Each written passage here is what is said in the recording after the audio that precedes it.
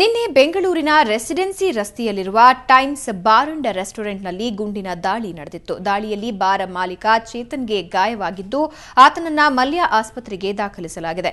ಇನ್ನು ಈ ಹಿನ್ನೆಲೆಯಲ್ಲಿ ಇಂದು ಬೆರಳಚ್ಚು ತಜ್ಞರು ಹಾಗೂ ವಿಧಿವಿಜ್ಞಾನ ಪ್ರಯೋಗಾಲಯದ ತಜ್ಞರು ಟೈಮ್ಸ್ ಬಾರ್ ಅಂಡ್ ರೆಸ್ಟೋರೆಂಟ್ಗೆ ಭೇಟಿ ನೀಡಿ ಪರಿಶೀಲನೆ ನಡೆಸಿದರು.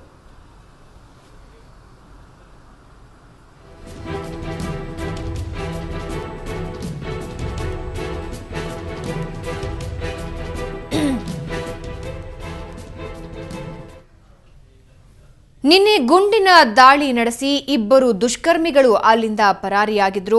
ಮಾಲೀಕ ಚೇತನ್ನ ಬೆನ್ನಿಗೆ ಗುಂಡೇಟು ತಗುಲಿತ್ತು. ಅದಾದ ನಂತರ ಆತನನ್ನ ಮಲ್ಯ ಆಸ್ಪತ್ರೆಗೆ ಸೇರಿಸಿ ಚಿಕಿತ್ಸೆಯನ್ನ ನೀಡಲಾಗ್ತಾ ಇದೆ. ಈಗ ಹೆಚ್ಚಿನ ತನಿಖೆಗಾಗಿ ಬೆರಳಚ್ಚು ತಜ್ಞರು, ವಿಧಿವಿಜ್ಞಾನ ಇಲಾಖೆಯ ಸಿಬ್ಬಂದಿ ಅಲ್ಲಿಗೆ ಆಗಮಿಸಿ ಹೆಚ್ಚಿನ ತನಿಖೆಯನ್ನ ಮುಂದುವರೆಸ್ತಾ ಇದ್ದಾರೆ.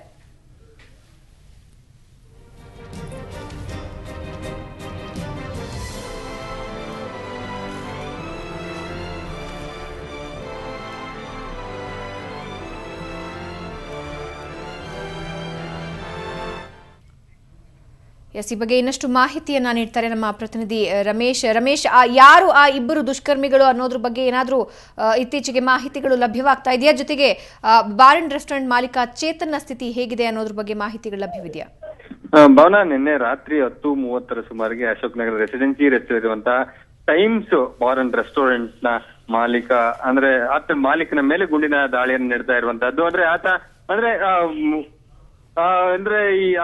ಆತ ಪಬ್ಬಲ್ಲಿದ್ದ ಸಂದರ್ಭದಲ್ಲಿ ಇಬ್ಬರು ಗ್ರಾಹಕರ ಸೋಗಿನಲ್ಲಿ ಬಂದಂತಹ ಇಬ್ಬರು ಅಲ್ಲೇ ಕುಡಿದು ಹೊರಗಡೆ ಹೋಗುವ ಸಂದರ್ಭದಲ್ಲಿ ಚೇತನನ್ನ ಆ ಪಬ್ಬಲ್ಲಿ ನೋಡಿದ್ದಾರೆ. ಆ ಸಂದರ್ಭದಲ್ಲಿ ಏಕಾಏಕಿ ಅವರ ಬಳಿ ಇದ್ದಂತ ಪಿಸ್ತೂಲ್ ನಿಂದ ಅವರಿಗೆ ಗುಂಡು ಅರಸಲಿಂದ ಪರಾರಿ ಆಗಿದ್ದಾರೆ ಅನ್ನುವಂಥದ್ದು. ಈ ತರ ಹಿನ್ನೆಲೆಯನ್ನ ನೋಡಿದ್ರೆ ಎಲ್ಲೋ ಒಂದ್ ಕಡೆ ಹಳೆ ದ್ವೇಷದ ಹಿನ್ನೆಲೆಯಲ್ಲಿ ಮಾಡಿರಬಹುದು ಅನ್ನುವಂಥದ್ದು. ಮತ್ತೊಂದ್ ಕಡೆ ಮಂಗಳೂರಿನ ಭೂಗತ ಜಗತ್ತಿನ ಕೈವಾಡ ಇದೆಯಾ ಅನ್ನುವಂತ ಪ್ರಶ್ನೆಗಳು ಕೂಡ ಈಗ ಬಂದಿರುವಂತಹದ್ದು. ಯಾಕಂದ್ರೆ ಚೇತನ್ ಇರೋದು ಮಂಗಳೂರಿನ ಕಡೆಯವರು, ಮತ್ತೆ ಅವರ ವ್ಯವಹಾರಗಳೆಲ್ಲವೂ ಮಂಗಳೂರಿನಿಗೆ ಸ್ವಲ್ಪ ನೇರವಾಗಿ ಸಂಪರ್ಕ ಇದ್ದಿದ್ರಿಂದ ಅಲ್ಲಿನ ಯಾರೋ ಭೂಗತ ಜಗತ್ತು ಇದನ್ನ ಮೇಲೆ ಬೇಕಂತಾನೆ ಇದನ್ನ ಮೇಲೆ ಅಟ್ಯಾಕ್ ಮಾಡಿಸಿರಬಹುದು ಅನ್ನುವಂತ ಮಾಹಿತಿಗಳು ಲಭ್ಯ ಆಗ್ತಾ ಇರುವಂತದ್ದು. ಆ ಸಂಬಂಧಪಟ್ಟಂತೆ ಅಲ್ಲಿ ನಿನ್ನೆ ಬಂದಿದ್ದವರು ಯಾರು ಏತ ಅನ್ನುವಂತಹದ್ದು ಪೊಲೀಸ್ ಮೂಲಗಳು ಯಾವ್ದು ರೀತಿಯ ಅಂತ ಇನ್ನು ಮಾಹಿತಿನ ನೀಡ್ತಾ ಇಲ್ಲ. ಅಂದ್ರೆ ಅಲ್ಲಿ ಪಬ್ ನಲ್ಲಿ ಇದ್ದಂತ ಮತ್ತೆ ಆ ಬಿಲ್ಡಿಂಗ್ ನಲ್ಲಿ ಇದ್ದಂತ ಸಿಸಿ ಕ್ಯಾಮೆರಾಗಳ ದೃಶ್ಯಾವಳಿಗಳನ್ನ ಪರಿಶೀಲನೆ ಮಾಡ್ತಾ ಇರುವಂತಹದ್ದು.